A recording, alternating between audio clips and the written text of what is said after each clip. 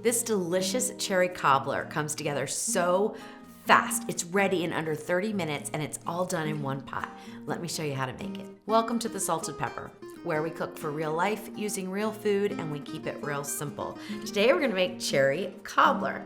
And I'm gonna do it in the Ninja Foodi 6.5 quart pressure cooker and air crisper. However, you could use your Instant Pot Duo Crisp or Pro Crisp or your pressure cooker with a crisping lid or a pressure cooker and then transfer the contents and bake it in the oven. Anyway, it's so easy to make. It only needs a few ingredients. So let's get started, okay? First thing we want to do is make our cherry pie filling. What I'm using for that is 2 pounds of pitted frozen cherries. These I just picked up in the Walmart freezer section. And we're going to dump those right into the inner pot from frozen. Now, if you wanted to use the pie filling, cherry pie filling, you can, but the instructions would be completely different. So if you want to do that, check out the recipe on my website and I'll go over those directions for you. All right, so once we add in our cherries, then we want to get in some sugar.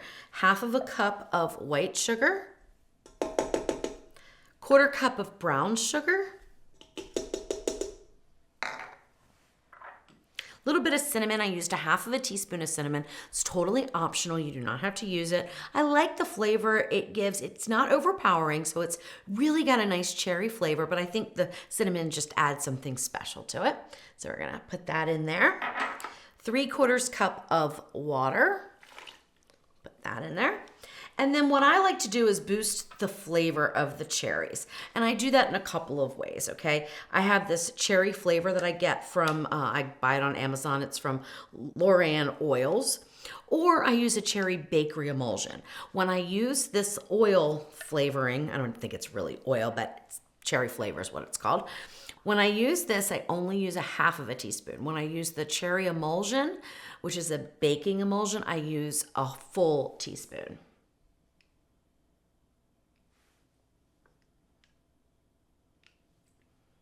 So one of these jars will give you 2 batches of the cherry cobbler, okay? All right, then give it a stir. Just to mix the sugars around and just get everything coated nicely. Then we're gonna go under pressure for 5 minutes. All right, great. Put your pressure lid on. Make sure your valve in the back is to the sealed position. We're gonna turn this on. We're gonna pressure cook on high for 5 minutes. Hit start. So while the Ninja Foodi is building the pressure and we're pressure cooking for 5 minutes, we are gonna make up the topping that's gonna go on. And I said it only needs a few ingredients and then I've got all these ingredients in front of me, but they are so basic, you probably already have them at home. So we have 1 cup of all-purpose flour, 1/4 cup of white sugar, 1 teaspoon of baking powder, a little bit of salt, like 1/4 teaspoon, not much. Put that in. All right, that's it for right now. So let's mix these up. Usually I do this with my stand mixer, but I thought, you know what? It's supposed to be so quick and easy. Let's see how it works. If I just do it with a bowl and then a little mixer here, like a little masher. You could do it with a hand mixer as well, like the electric kind. All right, now to this, we're gonna add in 6 tablespoons of butter that is room temperature, but cut into tablespoon pieces. So we're doing something like a biscuit, but the butter's not cold, so it's gonna incorporate a little bit easier into the flour. We want to incorporate it into the flour until it looks like a textured flour. So it's almost going to remind you of sand when we're done. And this is working great. So you could use a potato masher, you could use a fork, a couple of forks, and you could use your stand mixer or your hand mixer. All right, that looks really good. Now let me just get the rest of this off of here. And then we're gonna put in our wet ingredients. And what I have here is 1 cup of buttermilk. If you don't have buttermilk, don't worry, you can use regular milk and add 1 tablespoon of white vinegar or apple cider vinegar to it, and then let it sit for a few minutes and it'll thicken up.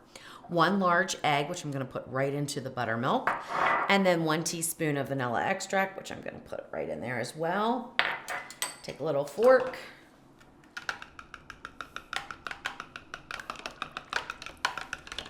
And just mix it up until the egg is nicely blended in there. So I like to put in maybe quarter to a half of the mixture, and then just sort of fold it in.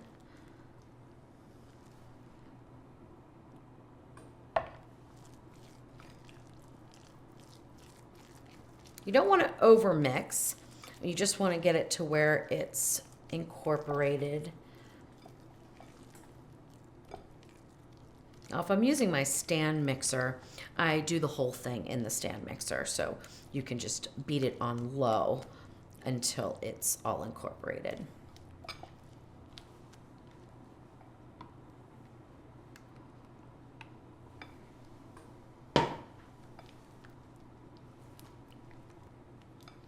Now, it's much thinner than a biscuit dough, so don't get nervous about that. It's probably about the consistency of a cake batter. All right, that looks great. Now, there's still some lumps in there. I do not worry about it because I don't want to over mix it, which will develop gluten and sort of toughen up the batter. Now we just wait for the Ninja Foodi to go under pressure cook for 5 minutes. We'll do an immediate release, then we'll thicken up our liquid, get our topping on, and get to baking up our cherry cobbler.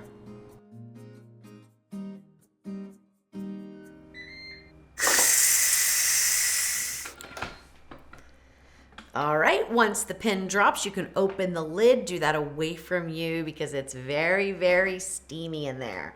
And oh my gosh, it looks amazing.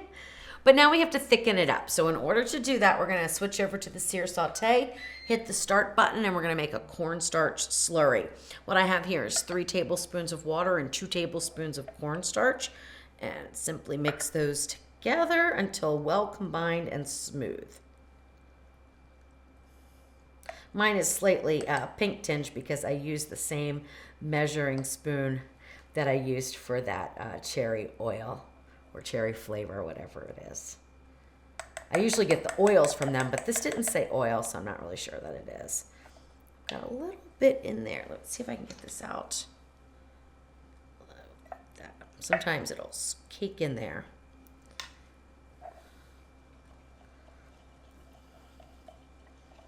All right, so we're already boiling. So now just pour that cornstarch slurry in, give it a nice stir, and it'll start to thicken almost immediately. All right, now we're nice and thick. Now we want it to come to a full boil. And we're gonna scoop in our topping.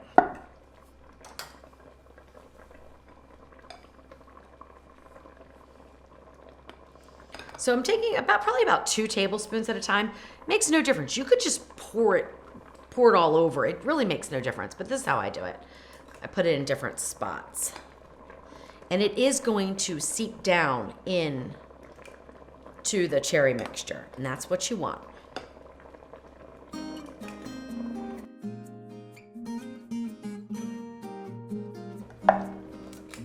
Okay, the last thing I do, and I'm gonna do this sort of quickly, I'm gonna turn that off for right now, is sprinkle some demerara sugar over the top, especially trying to get the pieces where the batter is still above the mixture.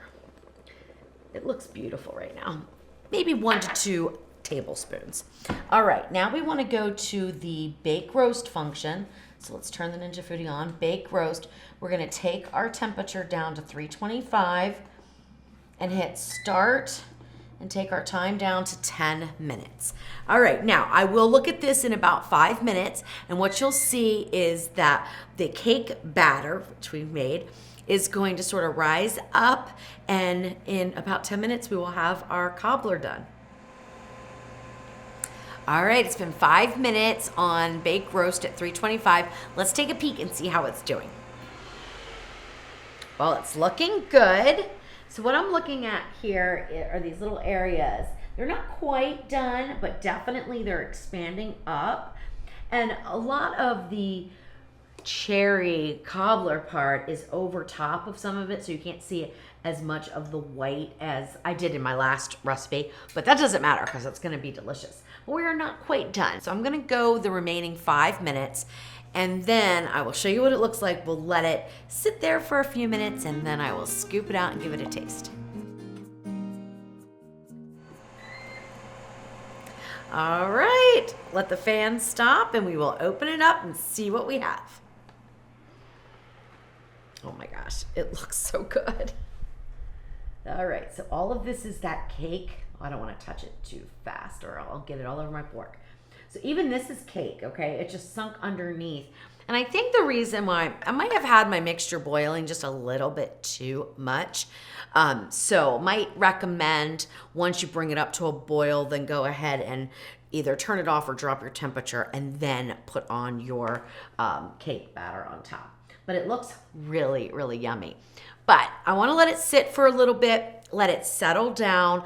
And sometimes what happens is as the cherries kind of settle, you'll see more cake exposed. It will be pink, of course, or purple, but let's let it sit for a little bit and then I'll dish it out, okay? All right, let's go ahead and get a scoop out. It did settle down some and more of the cake popped up, but you know, it's got that cherry covering. So, but it looks really pretty. And now we're just gonna scoop some out.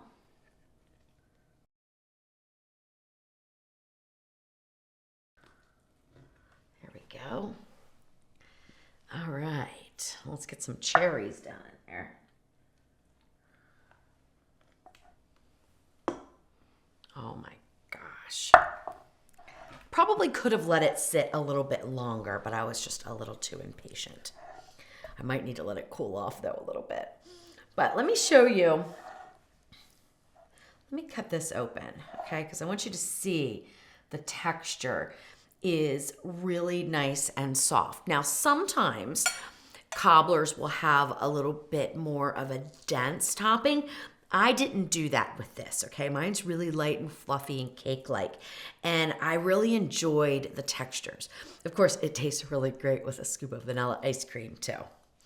Let's go ahead and just taste this cake. Oh my gosh, it's super, super moist.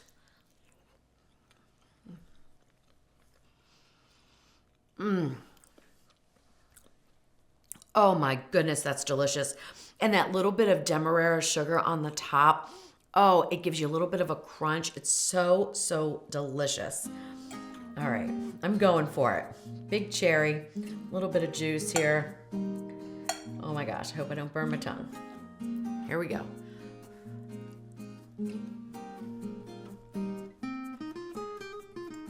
Oh my goodness. It was a little hot, but it was so, so good.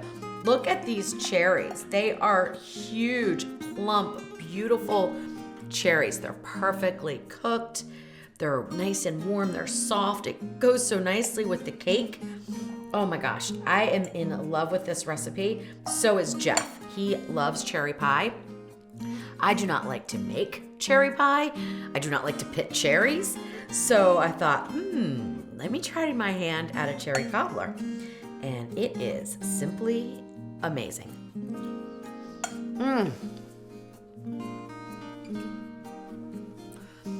Perfect.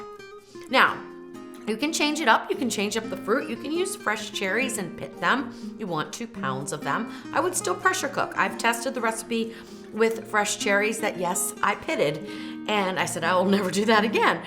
But it worked beautifully. The same pressure cook time, okay? Same ingredients. It worked absolutely beautiful. And like I said, if you want to use the canned filling, you absolutely can. The instructions are different, so check out my website, thesaltedpepper.com, for those instructions.